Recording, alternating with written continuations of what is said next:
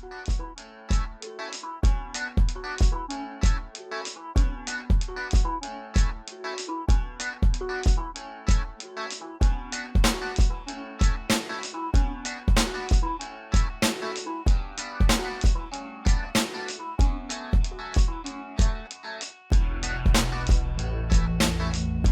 traveled across the world, searching for kingdoms coming.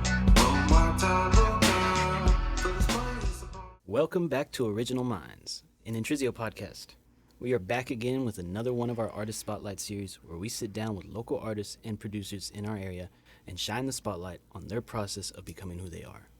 I'm here today with Studio.E. Say hello, Mr. Studio.E. How you doing today? What's good? What's good? I'm doing good. How about yourself? I'm doing really Good, good. good. I'm also here with my co-host Big B, studio manager, Yo, what's head of good? client outreach, and Mr. Sani here, head of our marketing department.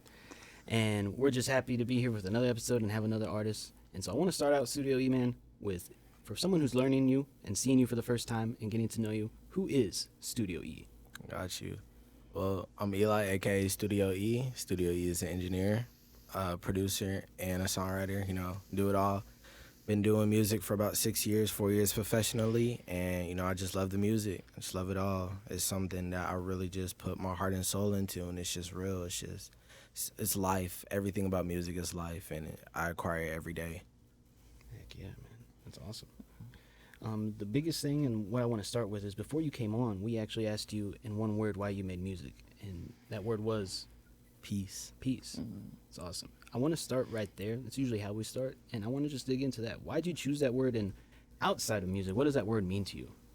So peace is something that everybody has in themselves. It's something that, you know, you should never let nobody take it away from you. It is your drive. It is your daily motives to do things. It is what brings everybody together. So I feel like music is just such a big thing where everybody could come together on it. And so music is peace. Music is something that everybody listens to. No matter what the genre is, no matter the language, no matter the art, no matter the style, it is something that everybody goes to. So that's why I chose peace, because it's something like no matter you're sad, happy, emotions is all there, and it's all through music. Yeah. You know, that's a pretty insightful word. I mean, and everything that you said was, you know, really true about that. Music is a unifying force, essentially. And yeah, that's really deep. That's cool. Appreciate it. Peace is so rare nowadays as well. I think a Yeah. lot of people, even people who play like they're peaceful, really aren't. There's a lot of inner turmoil that a lot of people carry Right. within that I think spreads out into the world, and it's hard to find peace. And I agree with you. Having the music, having something that to me, it's always been able to put me in a mood that uplifts me, or you know, allows me to feel the emotions I need to feel to be able to get that peace, to be able to find that peace. So, how you doing, bro? How's your day? I'm doing good, man. You know, I'm glad y'all got me here today. You know, feel very grateful for it. You know, today's a good day. You know, I'm breathing, I'm living. You know, it's just another day, another paradise. So, I know you touched on you've been making music for 6 years, Yes. professionally. 4 professionally. 4 but 6 years professionally. altogether. So, in those 6 years, where were you at year one? So year one, I was making music in my closet. I was recording with my homeboy Kendra. Shout out to him. You know, we were just on my computer before. It used to crash a lot every time we would try to record it too. Yeah. It's a lot of trial and errors. And then I was like, right then and there, I was like, you know what? Let's go ahead and take this serious. Let me go ahead and lock in. Let me get that right equipment. Let me get everything we need. And then boom, you know, I just been building up from there. Really just taking my time, learning all the instruments and learning all the plugins and really just building that craft better to where it was like, okay, I could see myself doing this a lot more. Do you remember your first like song you made? I do. My very first song was actually with Kendra himself. It was it's called War for Love. It should still be on Apple Music and Spotify, but that was my very first song I dropped. What did y'all start recording, or when you first started recording? What said software? where? Yeah, what software were you using? And do you I was count- using BandLab at the time. Yeah. Yeah. You know, it's typical. Yeah. I tell you all the time, like, hey, if you can really master BandLab, you can record on anything. It's pretty much just knowing your plugins, knowing all the right vocals and everything. So started on BandLab. It was all right. It's not some where Yeah, if you're it's a trying to little take bit it to the limited. right, Yeah. you're It's a little limited to limited, with a lot yeah. of things. So if you're trying to take it to the next level, I definitely suggest Logic or Pro Tools. But you know, you got to start somewhere. It's a great place to start. Right. I always feel like you need to maximize what you got. And going in a closet, quiet. Going in the car too is where, like I started. I recorded in the car the same way, just to get that soundproofing in there and using on my phone. I did GarageBand before we started recording. I don't think BandLab was out when we started. Nah, recording. Was that it just was- yet? Nah, that's how you start coming. Yeah. But dang, on that first song, were you like featuring on it? Were you just producing at that time, or So I How was did that go? featured and produced on it. So Mm. other engineer Indigo, who's out in Atlanta right now, he also helped me make this. So he also plays instruments as well. So me and him were back in AIP. We were always just creating new things, creating new sounds. You know, like I brought my instruments up there and I was like, let's make something. So I think we spent like that whole day just creating different stuff. We usually be at the studio for like anywhere from like 10 to 13 hours, just like making a whole bunch of different things. And then when Gotta we do made that. that, it was Yeah. just like, that was one of my favorite ones. And so you play instruments, I'm assuming, since you're a producer, obviously. Yes, sir. How many instruments do you play? Play the piano or keyboard, and got the Yeah. saxophone, play alto and tenor. Bass, I love the bass. Bass is my number one go-to. Played drums since I was young.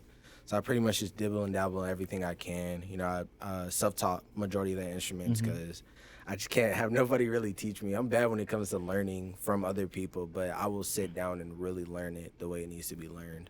Exactly. I mean, So, first of all, whenever you started naming all those instruments, that was crazy to me because I've been playing guitar probably for about 6 years, and I'm still at a beginner level. So hearing that you're self-taught and that you went and learned all of these instruments, what is like the hardest part about swapping from instrument to instrument? Ooh. Honestly, the way it's played. I play my guitar like I play the bass still. I think that's pretty much what it is. Like I literally still always that, or I slap it. yeah. But besides that, if I won't play any instruments, I'll kind of forget and I'll be like, hold up, give me a second. Let me relearn all the chords and everything. So it's kind of just trying to keep it's muscle memory, just kind of memorize all the chords and everything. That's probably the challenge. Do you have one that's your favorite out of all the ones that you play? The instruments? Yeah, out of all the instruments. Bass. Bass. I love the bass. I'm such an R&B guy, so that's like Yes, one of the things sir. I create heavy on R&B. So like bass and saxophone, that's like my go-to every time. People don't realize it, but a good bass line is the backbone to like 99% of songs It out really there, bro. is. You take away the bass line and any of those songs, I guarantee you they're not even good. Then again, saying something crazy like that is also like, you know, if you take a piece out of anything, it's going to look shitty. So, I'm a huge. I love the saxophone. It's crazy that you have the saxophone and the bass because those are Yeah. completely different. And- So I can only imagine trying to play one and jump into the other. But that's awesome. Yeah. What instrument did you start with? Did you already say it? Was I started with drums. started So with drums was my Okay. very first instrument. I used to hit on our pots and pans when I was younger. Grab them wooden stick, them spoons. Used to just play all the time. And then I was around like 6 or 7 when my mom bought me my first drum set. And then from there, I was always playing. I remember because it's like Christmas time too. Yeah. And I like walked into one of the rooms and I saw it and I wasn't supposed to see it. So I started playing it and my mom got mad at me. But I was like, but you know I wanted to play the drums. Yeah. And you got the drums. Yeah. She was like, this is an early Christmas gift. And then I always play. I still have those drum sets still, which is crazy. That's crazy. you know, out of Yeah. curiosity, were you ever a fan of like Stomp the Yard or any of those? I was. I figured, I figured because like, yeah, whenever I first saw those movies as a kid, I did the same shit. I was like, yo, let me just start with something. Like drumline. Drumline. That's what I was just Yeah. about to say. Drumline. Yeah. So fire. you being self-taught, do you actually learn music theory, or have you just kind of you play more by ear, by I feeling? play more by ear and feeling. I Period do stuff. know musical thing. You have Yeah. to. Yeah. I know a lot of Yeah. stuff, but I do. I feel like one thing about me is different is that I definitely play by ear and like my emotions because you know a lot of people can play or either rap and sing, but it's like there's no emotions behind it. I feel like it's lacking so much. Yeah. So I always try to play basis off of emotions and how I feel because you just really could tell a better story than rather than just saying a bunch of words or playing just different strings. Yeah. I see a lot of times the argument between like knowing too much music theory and how it could make things too structured and people are too, black and white, and you've got to be able to live in that gray, blend different Right. colors into your art. I mean, that's the whole point of being stylish and stylistic, is doing something that you just feel. Yeah, definitely. I saw that you mentioned that one of your projects you recently dropped was mostly real instruments. I kind of heard you say that a couple of times on your form you filled out, real instruments. I wanted to ask you, like, real instruments and digital, do you obviously prefer real instruments, and why do you I do gravitate towards that? So, again, it's more based off of sound. The plucks and everything. The way it's so authentic. You can't replicate that. AI can't replicate that. You can't do it. So that's something where it's like, hey, if you know somebody who could play real instruments, even like with a live band, like when you watch Tiny Desk, like that's so creative. And it's something where it's like, you can't do that digital. You can't. I mean, you can, but it's like, it takes the whole creativity out of it. And at times I will grow to digital, because there's certain sounds and stuff where it's like, oh, this is like, you gotta have a good 808 in there and everything. So like, yeah, I'll go to digital, but if I could stick to live, Full live. I do live.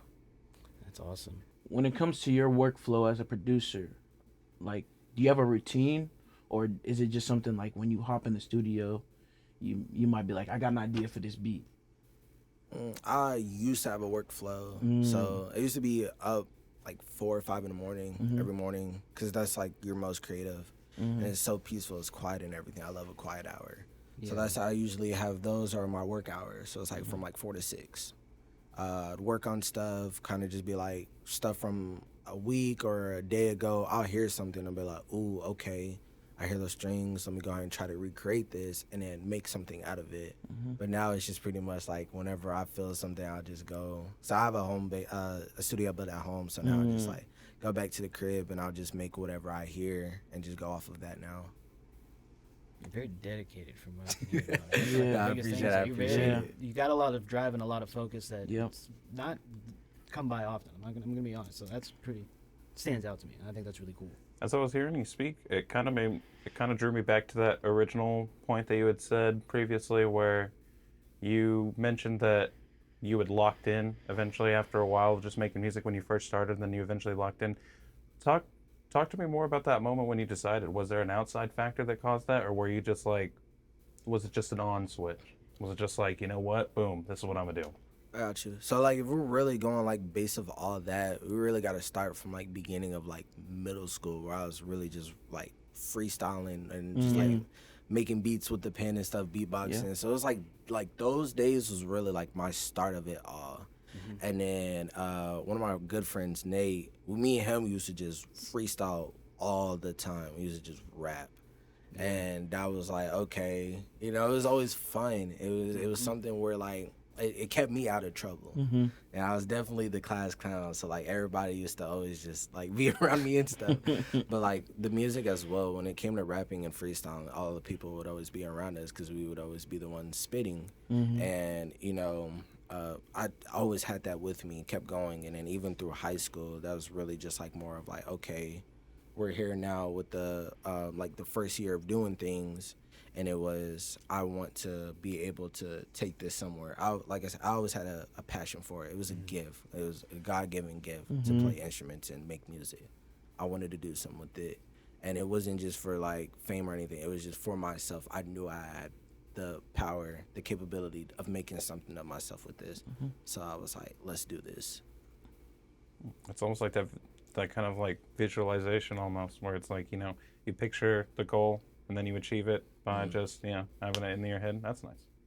And it's, I mean, you're driven and you're doing it for more than just yourself. Right. And that's the biggest thing, is that it's for the passion and creativity, which I think is awesome. Where did you start to find your sound and taste? I would like to talk about, like, what did you start with?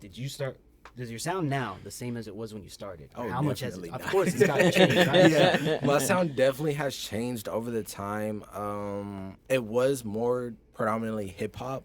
Was like strictly on that, but then as I started listening to more of like old school, I used to listen to a lot of classical music, like Mozart and all them. Yeah, Which I love it was just, I it love was just classical like music. right, and Like, it was dude, love so weird to me looking back because it was like, dang, I really like classical music, but like I don't know what about it, but it's just it's Yeah. something different. I You can, know? I can feel that. Yeah. I feel So and then really with R&B as well, that was my biggest transition from hip hop to really just R&B. Once I made that transition, I was like, yeah, let me just stick to R&B, especially because now it's like you won't see it as much as you used to. Yeah. I low key feel like R&B is dying out. If I'm being completely honest, Yeah. R&B, there's not a lot of R&B artists, not a lot of people making R&B. So it's like, I want more of that. What can I do to really like bring this back, bring it alive? Because R&B is soul, it's so blues, all of like Yeah, it's so dope. it's like maybe it's it's combined. because we're moving more digitally or something. Like that's, We are. I that's feel like it, this era is going more of to like your alternative in a Yeah. way, Yeah. which is, again, a whole bunch of dope artists who are into that. But I just want something where again, like you could play live, and that's where that R&B and that's Yeah. where the blues, that's where all of that comes in. So it's like that's where I really wanted to just stay at. I love blues. That's like one of my favorite genres, and what got me into hip hop and kind of the history of all of that is I started with blues and I just enjoyed that. I started with blues rock, but beautiful, just the soul that you can feel Right. from it. Man, who are some of your favorite inspirations and people that you've listened to that you've learned from? that I got you. appreciate? Crazy. In California, there's a band that's called Fishbone. Two of my cousins that play out there. They did have that band, but Fishbone is definitely a band that I started listening to more. Same with George Clinton, Parliament, that group. So like Atomic Dog, all of them. So that's also my cousin. I saw like it's in the family. Yeah. So it's some that's kind of just like was built in. Say more of like artists now.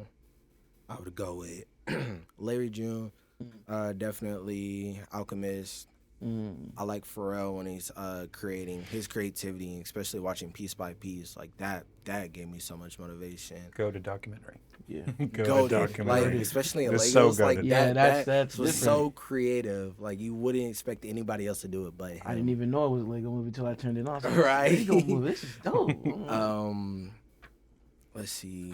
Oh, there's so many artists that I really Saba, Mick Jenkins are definitely two of my artists right now. that W I'm- picks. Yeah. Yeah. W No picks. Name. There's one more. I can't even think of that person's name off the top. But those three artists right there are really like where I'm at right now. Oh, and Loot definitely, especially from Dreamville. Oh yeah, Loot. I was trying to think of that. I love Yeah. Loot. That's crazy that you mentioned that because I don't hear that very often at all. So Me that's either. cool. Oh. I'm a huge Dreamville fan. That was Dreamville was like Yeah, I was that's not- so big in Dreamville like 4 or 5 years ago. I think 2020, and I was Yeah. listening to them, and I went back and listened to all the albums, and then right before they dropped that Revenge of the Dreamers 3, and that was that really just the collaboration of all those artists inspired me very much so into a lot of things. Yeah, that's where I got on JID. Around that Their time. style of rap too is also just something like. It's so cool. It's just so fire. It embodies its versatile. own type of. It's something you don't hear now. It's almost like its own Like, subgenre. you Yeah. don't hear it, gang. Like, it's a lot different than what we're used to hearing, and what was back in the day. They kind of took 2 and 2 and said make it one. Like, they did a great job with that. Yeah, I definitely agree on that. It's very versatile too, and the lyrics were always there. The wordplay, the scheme, and everything was just like, yeah, that's what I like. If you were to describe your sound without naming a genre, how would you describe it? Powerful. I say powerful. If it was a color, what color would it be?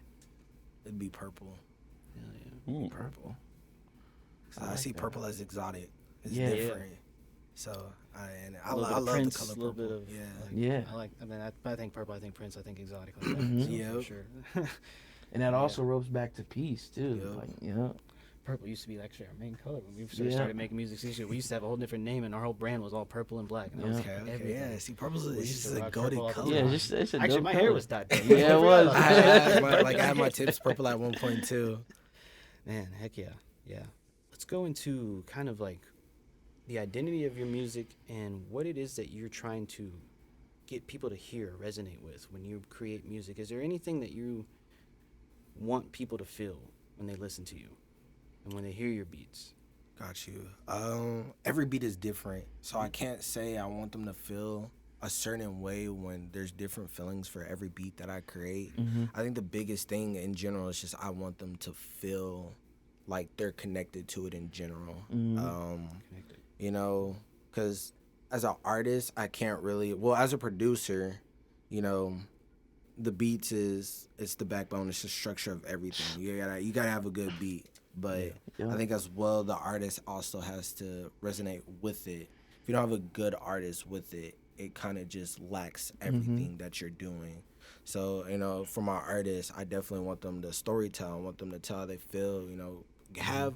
I want them to be able to, whenever you're listening to anything that I create or what they're saying, is like, dang, I could relate to that. That's Yeah. something that I've gone through or currently going through. It's something where you just like, okay, he's really letting me know something. It's like I said, it's all storytelling. It's something that somebody has gone through, and you definitely feel like you are not alone in it. Because I think as an artist like myself, like I certainly like building up to like finding ways to make people feel the emotion instead of being like I feel the emotion. But Right. you have to make them feel the emotion, and I think what you said is like that's good for artists out there. Like listen to what he just said. That's a gem. My favorite part of. Oh, go ahead, Sonny. Oh, I was just gonna say, so how you say that, whenever somebody's rapping on something, they kind of tell a story. Do you ever try to tell a story with your productions? Like, do you ever try to like maybe use the sort of notes and everything to kind of convey something? I do. So a lot of times when I'm playing the bass, you know, the bass is one of the first parts of the structure that I do whenever I create, and that bass is basically what you're feeling inside. It's what your soul. So I like to tie it in a lot, and I really want people to feel like, oh my gosh, this is in my soul. This is so smooth. It's soothing. It's everything that I play is soothing. It's one something to where like you're not overly panicked or worried. It's just like, okay, I could sleep to this. You feel me? Like it's somewhere. It's just like I'm relaxing. I got my headphones on. And it's just do do do do do do. It's just it's lined up. Oh yeah, that's gas. That's fire. It's that type of thinking, by the way, that kind of like separates, from just like doing some random tune to actually putting something down that people can enjoy. So that's fire. Appreciate it. When you talk about storytelling, my favorite part of storytelling, and it's like you said, wanting people to resonate, is just the lessons, like the lessons that I've gone through, I've learned, and then trying to, put those out in a creative way and write them in a way that other people are like, okay, yeah. Once again, I write a lot about what I've learned and what I'm kind of going through and what the world is teaching me, what I think God is teaching me, and kind of what the whole point of this life is I'm trying to find my purpose. All right. So, you being the guy on the other side of the glass, as a producer, what does a studio session look like to you? Is it different from you as an artist? Yes and no. I see what you're coming with that. It is different in a sense of it's not me listening to it and now trying to create something out of it. It's more of like, this is my, like, all right, so artist wise, looking at it, this is something where, okay, I feel it. Now let me amplify it. Like I said, with the storytelling. Me looking through the glass, it's more of, this is my gift. And I see that joy whenever somebody listens to it. It's a different feeling rather than being the artist, because not only am I creating it, but you also love what I'm creating. So it feels a lot more passionate. It feels a lot more personal to me than just an artist. And again, like, not saying artists don't love it, but it's a lot more feelings towards me because I'm the one that was making it. So did you start as an artist first? I did start as an artist. When War for Love first dropped, I was being more the artist, and then I was like, but I could create. So that's when I made that transition and was like, let me create, because it was always there. What do you like more? What do you like most about being an artist, and what do you like most about being a producer? And why the switch? I know you obviously you say you feel the instruments, but yeah, I mean, tell me in your experience as an artist and as a producer, what you like on both sides and what you don't like. I got you. As an artist, it gets a little frustrating. Like I could write good lyrics. I'd rather ghostwrite than actually be the artist myself. I could be in front of a stage, I could rap, I could do whatever. But like to me, I just don't like my voice sometimes. Yeah. Like it's just like it doesn't fit me. But everything that I've like the lyrics wise, it's all perfect. It's just something about my voice where it's like, I don't want that. But I'd rather have somebody else have my lyrics. But then at that point, it's like it's not my story anymore. So it's kind of it's an internal battle that I have with that as an artist. That's why I'm kind of like, let me just back up. And now for like producing, again, that's always there. That's something where it's like I take my time with it. I never rush.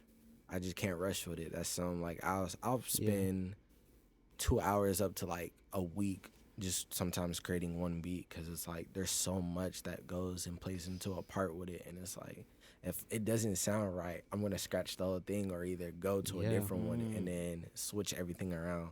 So and then for me with what I'm doing, I never wanted to be the face. That's something that's just like that's not my thing. I don't. But I get my flowers when it's due. Like every time when somebody has created from one of my beats, my flowers have always been there. Yeah. But it is something where I'm just like, making a face, cool off that. That's just not me. But being in the background, watching them create was something that I love and they love it as well. And everybody else, that's we're winning. I'm winning. I'm happy with that. I'm sad. That's my satisfaction. Sign of a sharp mind right there. Yeah. Being able to put aside that side of, for lack of a better term, I guess, pride. Just kind of like, just like, you know what? I'm making the music. This is what I'm doing. So Studio.E, I wanted to talk about your song Tonight, Got you. number 2, Number NITE, Tonight. Yes, sir. You've made it with Indigo, correct? Correct. I mean, take me into that song, take me into the process. How did that start, and what is that song about, and what's it mean to you? Got you. So first, let me give my flowers to Indigo. Yeah. Great, one of the best producers I know as well in the game. Back in AIP, like I said, me and him were definitely always collabing, working. And one thing about us is when I was always hearing his beats, it made me wanted to be like, dang, I need to make more stuff. Because he has the creativity of like just a mastermind. He's crazy with the creativity. Yeah. And it always driven me to want to be better as well. And then the same thing reversed when he was hearing my stuff. It was like, I got to make stuff like this. So it was always good. We really worked Iron well sharpens iron. together. Yep. And it was perfect. With Tonight, really that little EP I dropped. Yeah. 2 of the songs me and him made together. It was pretty much just, just right then and there. What are we feeling? What are we doing?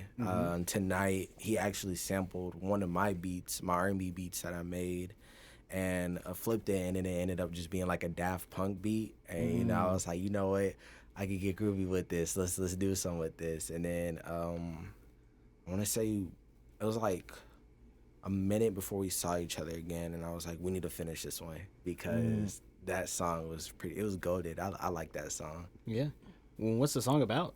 So Tonight is pretty much just like, let's have fun. Let's just vibe, and it's one of the things that just slide on me, like I got a girl, right? Just it's a vibe, a good time. You want to go out, it's late night. You cruise to this song.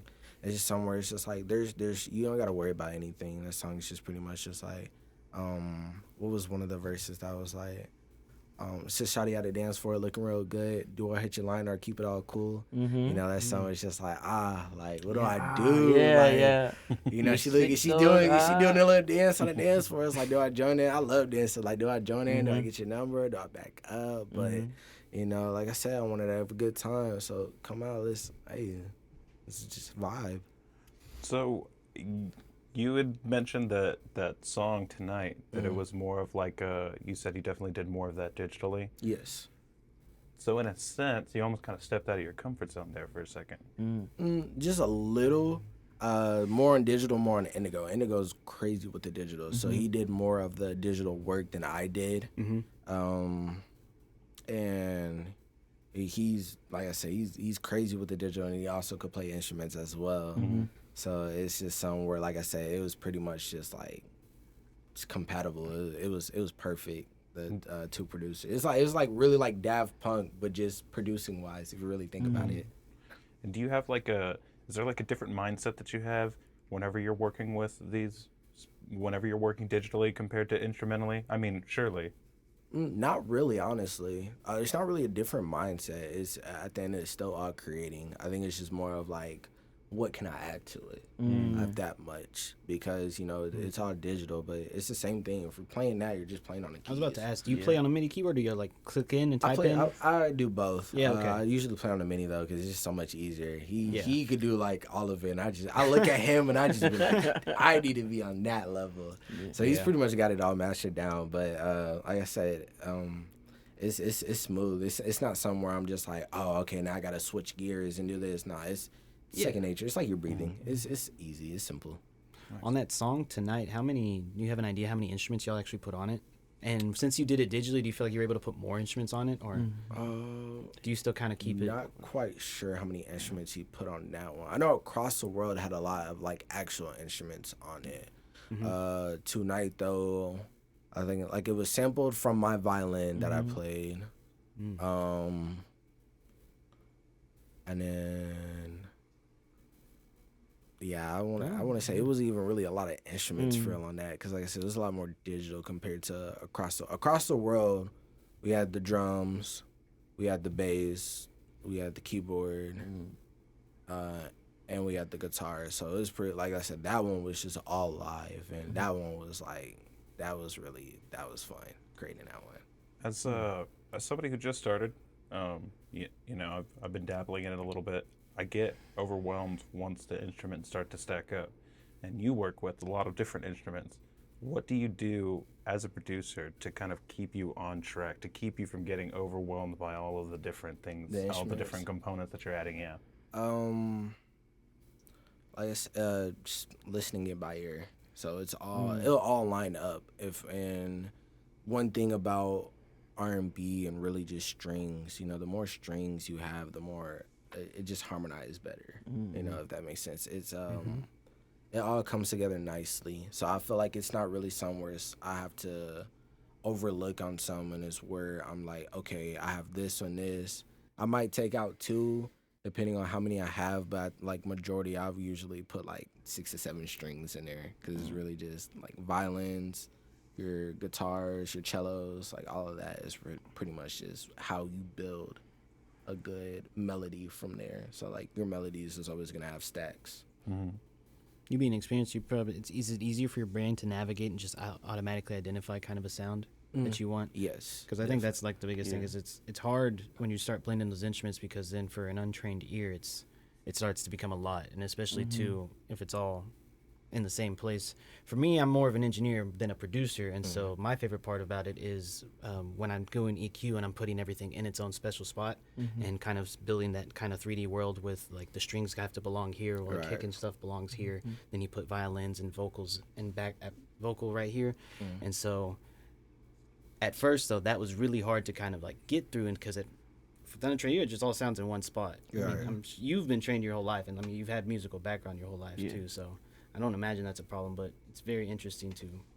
Yeah, I think one thing I always picked up when it came to listening music, I always picked up the strings first. Yeah. So it used to be strings and then drums, because like those two were always the ones that would set out the most. And then once I started listening more, I would like focus when I listen to music. I listen to a song probably like 5 to 6 times. First time, kind of just really enjoying it, because who doesn't like enjoying it? So you enjoy the music first time, second, third time around, I'll sit down, really listen, and I'll focus to my mind to where I'll only hear a certain instrument playing. So like I could really isolate everything that's being played and be like, okay, I hear this. Now let me focus on this part. Now let me focus on this part. If I want the bass, I could really just focus in on bass. If I want the guitar, I could focus on the guitar. And like even if you really couldn't like hear it well, like I could really just isolate it well in my mind, where it's like, okay, it's isolated. I know with this where I want it. And then that's how I it's kind of just really just building your mind to be able to isolate things and place it in where you really wanted it to. So once I was able to isolate everything the way it was right, we should just start building it from there. Cool. I want to go back to Indigo, and you seem to be obviously someone that you worked with him, and very close. Is Tonight the the best song you've made with him, and your favorite song you made with him, or do you have another one you like? Mm-hmm. There's okay, so if we're doing a bass, dang, probably not my favorite, but definitely top 3. Yeah. I had another artist so we used to call us the big 3. It used to be me, Indigo, and then my boy Fetty, who have some stuff that I created with him. There was a song called Miami Heat. Don't know if it's still out, but that song, and what is it called? There's one other song as well that all 3 that we created. Those 2 are probably gonna be my top ones, creating with them, because the way that we worked, we pretty much would create a beat, probably like 20, 30 minutes. Yeah. Me, Fetty would just write the lyrics real quick. Indigo was crazy with the way he recorded it. I still couldn't even tell you how he recorded it, because it's so cool the way he makes it. But no, we would have them lyrics and everything ready to go about like that hour, and then knock it out. I think we sat down and made like 8 songs in about like 3-4 hours. So it real, was like, chemistry. Yeah, that's To be able to chemistry. build, the like, chemistry was yeah. crazy Yeah. with us 3. So it was somewhere I'm just like, flowers to all of them, man. Like they really did their big ones with those. But those 2 songs I definitely would probably social distancing. I can't even say it, but Distancing? Yeah, Social that distancing, yeah. I think that's the name of it. That song, that was probably my number 1. That, Miami Heat, and then Tonight. But a lot of people like Across the World. I get it though. Like, I think I like Across the World for the live part, but I think I like Tonight more because it's more of just like that could really be played anywhere. Like you can't go wrong with that song. You really can't. Yeah. So you say Social Distancing is your favorite song, but because it's your favorite song, does that mean that it's your best song? No. I think I like it because of how we created in our chemistry. My best song, though, would probably... I haven't dropped her stuff yet because I'm still finishing her album. But I have an artist named Olivia. She is an R&B artist. I think my favorite song is either Just Say So or Full Life. And Livy Pool's Interlude. So I'm, like, working on her album. Like, those 3 are probably... my like best and favorite, or like best work. I wouldn't say favorite, but like best work. Like those are really took time on those. Okay, I was about to ask, why do you say those are your best? What makes them better got than you. the other ones? What makes you Yeah. Hey, you should forget these people. No, I'm just playing. But I want to say they're probably my best work because they stepped away from... those were all hip hop. So again, love hip hop, but more of that R&B feel. Yeah, So exactly. You mentioned. the beat and everything from her voice, and like from the amount of people that I showed it to, from the artists to the producers, of just those songs that I created with her, it was like, oh, y'all need to drop this now. Oh, y'all need to drop this like right now. Like that was like, oh, okay, like yeah. And then even like I still played in the car. Like I use Untitled. So definitely, if y'all are any artists or producers out there, definitely download Untitled. It saves you so much trouble when it's to sending music and all that. Oh yeah. But I'll go on Untitled and listen to all her stuff because it's Untitled? What is that again? So it's Indigo actually put me on with that. And basically like all beats and all music, you could like record your vocals and stuff in there as well. So like that's all where I store majority of my stuff at. So like not having to go through my computer, everything. So it's on my computer, it's on my phone. Oh, So okay. if I didn't want to take my computer around everywhere, I just have my phone. I could play my beats anywhere and it should be right there. You just put us on. Yeah, it's quick and easy. Definitely check that out. Yeah, we have to. Yeah. But nah, it's something about creating with Olivia was really like, yeah, I wanted her definitely at my number 1 when it came to R&B because she has an amazing voice and the beats that I created for her they fit so perfect. Is she someone you work with at Black Cloud Studios, or Is she No, just, she's just close friend of mine, but Just a a close very friend good of yours? artist as well. Yeah. how, you seem to have worked with a lot of people, correct? Correct. I mean, who are some of your other creators other than Olivia that you're currently working with, or that you've worked with most recently? Did work with a couple of artists when Indigo was in town. We were in Saginaw. Um, can't even think of like all the names of so many artists. Okay. Um, Are you constantly working with people, or do you work constantly. by? Okay, that's what I was. So, like so- Joseph's definitely another one artist that I worked with. Shout out to Joseph. Sire works at Black Cloud, and McLaren definitely. If you check out my page, I have one that I dropped with Sire. He created the beat. Great, amazing producer as well. Another amazing producer. McLaren's lyrics go crazy. He's a crazy artist. So That's crazy. You said that. yeah, And- his stuff is nice. Those guys are at Those the guys stu- are always at Black Cloud. Yep. Okay. Do you enjoy collaborating more, or do you enjoy creating by yourself? I love collaborating. Yeah. I love working with new people. Yeah. I'm such a friendly person. Like even outside of music, I love being around people. I love seeing their passion for things, and collaborating is just it's something that really just shows like, hey, we have the same interests, and I love to work more with you. Let's do more stuff. I feel like the more collabs, the more you have around your circle to create with, I feel like it just makes you a lot better. You could bounce off each other's ideas. It's not really I'm not taking anything from anyone. I feel like if anything, we're gaining knowledge from each other. Yeah. So Absolutely, I see it yeah. like that. I think those connections and being around people, I love collaborating too, and I think I get way more ideas when I'm collaborating with someone than I do by myself sometimes. Yeah. Someone will bring a whole different side out of me. Is Black Cloud Studios your home base where you spend most of your time collaborating right now, or? Yeah, so right now, Black Cloud, Southern Arlington, that's where I stay majority of the time. What is Black Cloud Yeah. Studios, if you don't mind me asking? I don't know too much about them. Nah, I got you. It's a studio I want to say I'm almost like at 2 years, about a okay. year and a half there. Ye is one of the owners there. Very cool guy, very generous person. You know, he handles everything that we need to get handled, and super good dude. You know, definitely very humble to meet him and everything. So I definitely got to give him my grace for getting me on that team with them. Black Cloud is just something where it's family. Everybody in there, I definitely see as family, and it's something where it's just, you know, you could definitely learn a lot from these people, and it's something where, you know, we have good photographers, good videographers, good producers, good engineers. Like everybody there is just somebody you definitely want to have around in your corner. How'd you manage to build that family? I mean, that's I personally maybe not build it, but how does it turn into a family, and what made you believe that it's a family? I mean, because just going into anywhere, not everybody feels. Yeah, I got you.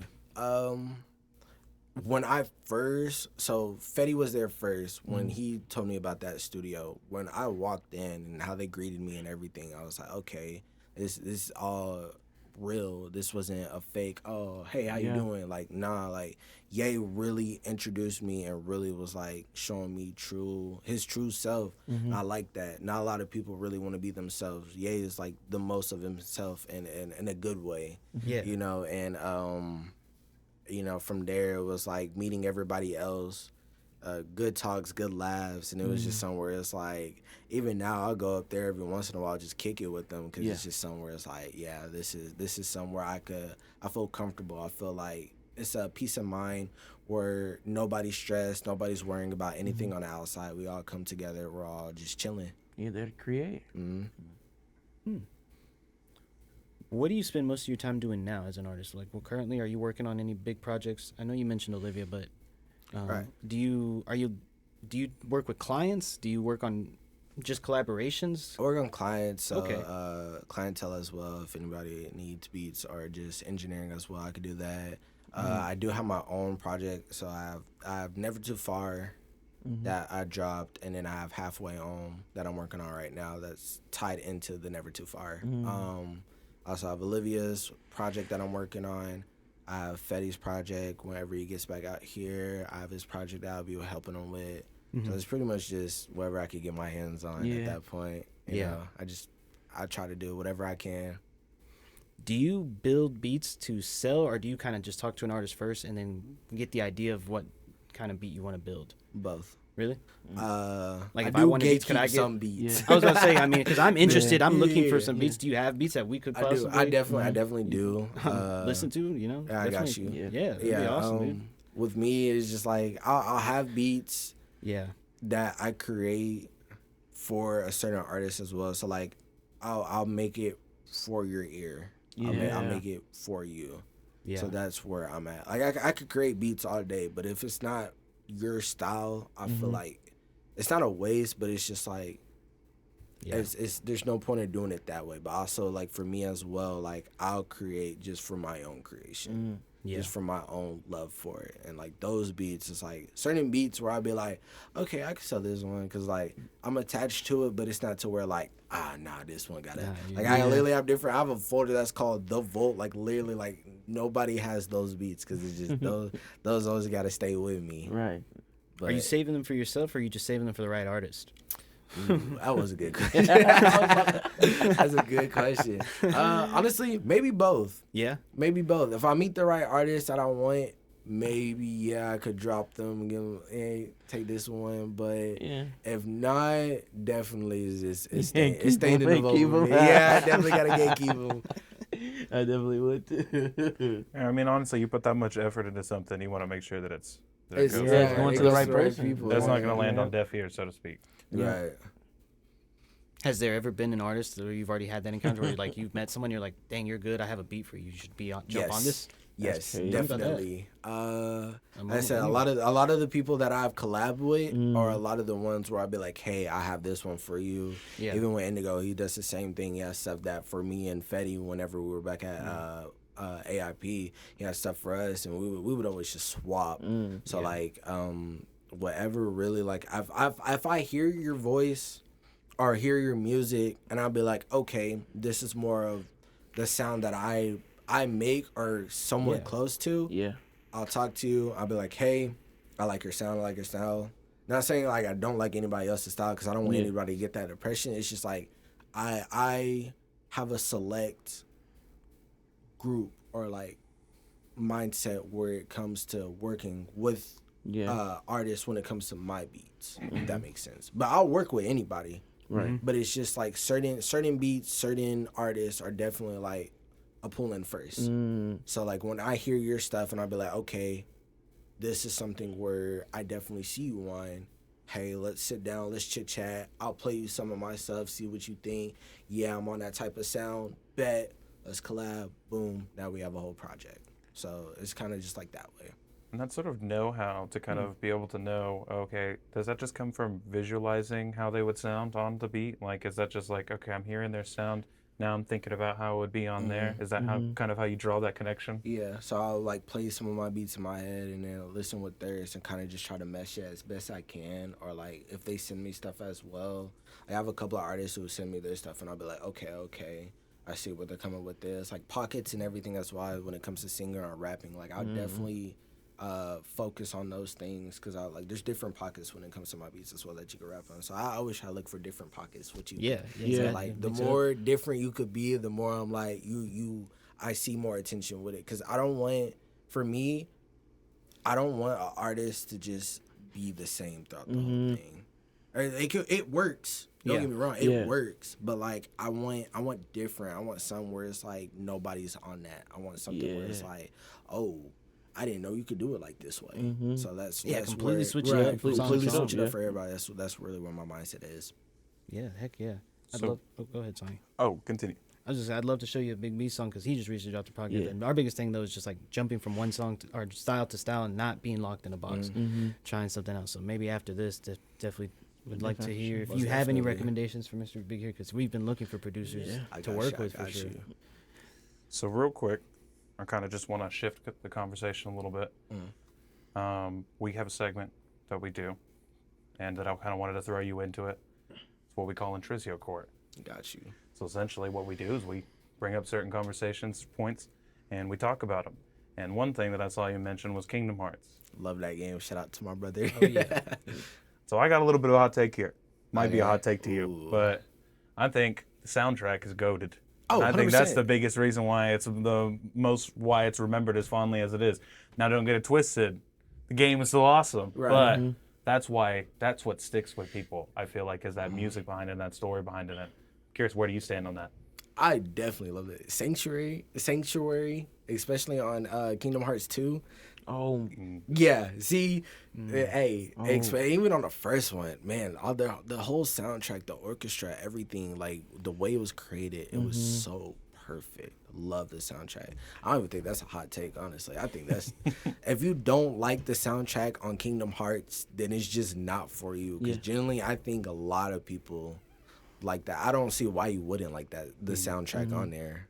Yeah. And that type of production is insane to me because like you said, they're dealing with like orchestrals. yeah. Like, and then on top of that, they have all of that mixed together with a whole bunch of other different sounds. And then, you also kind of have to balance being able to make a specific soundtrack that you hear over and over again in a game. And that is something that not a lot of people take into consideration. Like, whenever you make a song, like, a song is meant to be listened to multiple times, but like, you can't listen to a song over and over and over again in a certain section. Whereas video game music, they have the same theme when you're going through whatever it is, whether you're going through a specific level or specific stage, it's in a specific area, and it's playing the same thing over and over again, but it never gets tired to the ear. Yeah, And it's I that- can't get tired with that, especially in Twilight Town. Mm. Like that I love that. And even in the third one, Skrillex was like had one of the Yeah. openings for it. I was like, hold up now, this is dope. Yeah. Like the Kingdom Hearts soundtrack was just overall, especially in each world, it was different too. They had a different theme when you were fighting as well. It was perfect. What's your favorite one? Do you have a favorite one? Favorite world? No, I mean favorite world, but favorite Kingdom Hearts game. Ooh, it's got to be 2. Yeah, Two I is was gonna just- say I think 2's my favorite one. That's I like 3, but it didn't feel as much as Kingdom Hearts for real, if that makes sense. It was kind of lacking a couple of things, but definitely 2 is 2 at my 1 at my 2. Yeah. yeah. It's been so long since I've played those, but I remember being like 8 or 9 years old when I first started playing them on my That's Yeah, PS2. they put it Yeah, all on the PS5. PS2. They put them all on Yeah, there. that's bought I gotta go those back and real maybe replay quick. some of those now. I'm Yeah, just that's bringing back a mad. lot They- of memories. Yeah. Taking forever with the new one. I'm gonna be like 50 by the time they drop it, bro. Like, Hey, y'all hopefully speed it up. Hopefully it's amazing though. And look, Yeah. the Hopefully way the it work looks, is- I was like, oh, they got like a live version of it. Yeah. Hold up. I was like, seeing the little t-shirt that they had, I was like, you're gonna take my money regardless, but I'm looking for it. You can take my money regardless. Sonny, did you have any other? Yeah. Kingdom Hearts soundtrack, goated. So next thing I wanted to bring up was you said you like to do surfing, I do. and so is there a specific beach that is like this is a goated beach to go to? Not really goated, but out in California, Santa Monica, I'd be out there all the time. Definitely surfing out there. That's my Really? go-to. So like 6 in the morning. Whenever I got the chance, surf with family. Like I said. When did you start surfing? Oof. Like 9 years ago, 10 years ago. Really? Yeah, so it was a young, like 12. No, I was younger actually. Dang, hold up. It was a minute ago since when I first started. Was it harder to learn how to surf or harder to learn how to play the Oh, drums? harder to surf. Really? Surfing was not easy. I was about to say, I was like, Yeah. I don't know anything Yeah, I about the process of wouldn't- learning that. But Yeah, that seems, I think I would rather play. Yeah, Yep. I tell people all Really? the time, it's not easy. It's fun though. It's Yeah. definitely fun once you get the hang of it. I took like a minute because I'm always out here. It's like when I get the chance to go out there and be with family and everything, we always go out and surf. Yeah. But like the last time I went out there and tried to surf, trash. I was like, yeah. 'Cause that's one where you just you gotta keep practicing. Because if you don't, it takes a second to warm up again. Did you have a favorite surfer? I don't. I wasn't really into watching them It surf, was- but I it's just just something you picked I up? did. It was something I picked up and I did enjoy. Does it hurt falling like at all? Is it not really that bad? It's not that Compared bad. with skateboarding at all, or skateboarding you think would probably be a little more? It could get dangerous. I Dangerous? say Yeah. like that. It definitely could get dangerous. It Okay. sucks falling because like one, the board is attached to your foot. Yeah. So like as the waves are crashing, that board is pulling away, and you're underwater the whole time. So you're trying to like get yourself back up and then the next. So it's like it sucks. It definitely sucks. Being out there early in the morning too, you're tired, but like those is usually the best times to go surfing. And then once you're out there, it's like either you get the waves or you don't. And if you're crashing, you want to get out. You ever made a song about surfing by chance? I haven't. Or Maybe a good idea. I was just that came to my head. I was like, maybe I'd make a song about surfing, just the feeling of it. I might Be make pretty something cool. like that. Well, I'm gonna just jump into the next segment, which is leave the light on. And so that's another thing that we started doing just a few weeks ago with artists. And what it is we have 2 index cards right there. First one has your name, and then one below it's actually got the artist that we just most recently had on. And so what I want to start with, before you read the artist, that the note he left, what this is it's just a note to the person that is going to be sitting in that chair next. Okay. And so it's just like it's like a, I don't even know how to word it, but it's just passing a note to the next person, to the next artist, like leaving the light on for the next person who's going to be Yeah. sitting there. And so it could be a phrase, it could be a word, it could be a question, it could be anything. It could be motivation, it can be whatever, it can be a picture. But just take a couple minutes. We're in no rush at all. But write anything down to the next person that'll be sitting in there. And after you write down what you'd like to say, we're going to have you keep that to yourself, but we're going to have you read what the person who was here last read to you. Got you. For sure. Alrighty. Thank you for writing that. I'm excited to share that next week when we have the next episode coming out. For now, though, I want you to read the card. And if I remember correctly, it's 88 Killer, correct? Yes. That he left a note. All right. Go ahead and let us know what it is that says on that card. Got you. This is 88 Killer. My advice to you is make sure you make jams. Nothing matters outside of jams. I like that though. That's a good one. Especially for me as a producer, I like that. He's got it all caps too. Oh yeah, yeah. 88 Killer was easily, without a doubt, the funniest guy we've ever had on this podcast. I like that. But not only was he so funny, but he was also so intellectually sound. Like he's a very level-headed individual, and he had a very great sense of life. It was a very, very interesting podcast. I loved him. Great episode. He made cruising with the seatback music, if that kind of gives you an idea. He was very chill. And so his biggest thing was just like, as long as it jams, as long as it bumps, that's all that matters. So, 2 sides. I want to now, as we start to wind down, get into, give you a chance to, I know we've mentioned a lot of artists you've already worked with, but normally we like to give you a chance to shout out anybody. And what we like to offer is shout out one creative, and if it's someone you've already mentioned again, you can just say their name again, but shout them out on their social media, somewhere for the community to follow that you really appreciate. And on top of that, shout out anybody that's just meant something to you in your personal journey, in your life. And like I said, it could be anybody, it could be one person, it could be 100. But I got you. One creative that you really enjoy, and then anybody in your life that just means something to you. Definitely my creative, I say shout out to Indigo. Pull up his Instagram real quick. Yeah. Definitely want y'all to check out his I want to stuff. check him out. I mean, you say he's a crazy producer. Yeah. I definitely Yeah. got to Definitely need to listen. check I him got to out. hear it. All right, so it's 1XNDIGO. So definitely go check him out. Like I said, probably hands down one of the coolest and best person to work with. As far as everybody else, shout out to Fetty, shout out to Black Cloud, shout out to Ye. Definitely shout out to my mom. I think my mom pretty much is someone who is really also helping me push this forward. You know, she's always, like I said, she's been there from the start when it came to the music. So I definitely got to give her flowers because she is someone who wants to see me succeed in this and definitely is always giving me good feedback with it. See what else I got. Shout out really. moms. Yeah, right. Shout out Mom's moms. my number one fan too. She's Shout the out person moms. who pushes me every day. Yep. Shout out Kendra as well. Okay. I ain't gonna use your real name. We're gonna go with your stage name. Shout out, you gonna know it, you know. Shout out to Kendra, definitely. Like I said, that's my dog from the start. Whenever we're recording in the room, and I can't wait to get you back on your feet with it as well. So looking forward to that. And then shout out to all the creators, all my fans. Yeah. Definitely shout out to all the people that I've worked with in the past as well. Y'all are all amazing artists. We'd love to work with y'all again. You know, whenever the opportunity comes, it comes. But definitely shout out to all those people. Heck yeah. Yeah. Well, Studio.E, what's next? Before we get out of here, what's coming next from you? What should we look out from you? What do we need to expect? I say y'all stay in tune, man. I got that halfway home for y'all. That's gonna be a good R&B project.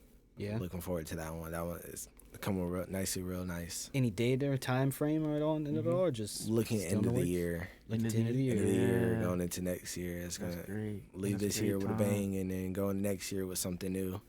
Heck yeah. Well, Studio.E, before I call it, is there anything else that you just want to leave the people with? Any kind of message, anything you feel like you didn't get to say, or anything you want to tell anybody before we have a send-off for you? Got you. Definitely never let anyone take away your passion. You know, you are in control of everything you do. And then, as when I said in the beginning as well, don't let nobody take away your peace. Your peace is literally how you live, how you structure, and everything that you do.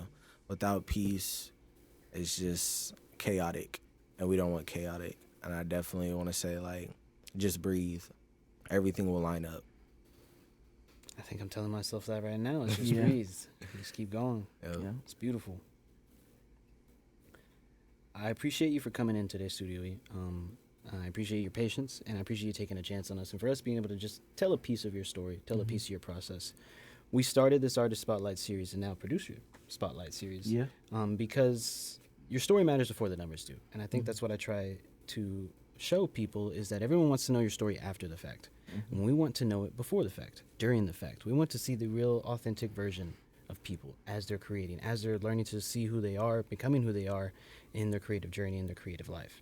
And so it's easy to embellish those things afterwards. It's easy to change things. And so this is kind of just like a real version of you to be able to look back on and see from this piece in your life. I tell a lot of people, and I see it all the time, but you don't know you're in the good old days until the good old days are gone. And so it's kind of that kind of mindset of just being able to document that before everything happens, and hopefully seeing the growth, hopefully seeing the change from where you are now to where you're going to be soon. Yes. And so, once again, thank you. This has thank y'all. been Benlo, Santi, Big B, and Studio.E. And his one word was peace. Y'all take that with you, folks. Thank you. Have a good night, and we'll see y'all next time. Take care.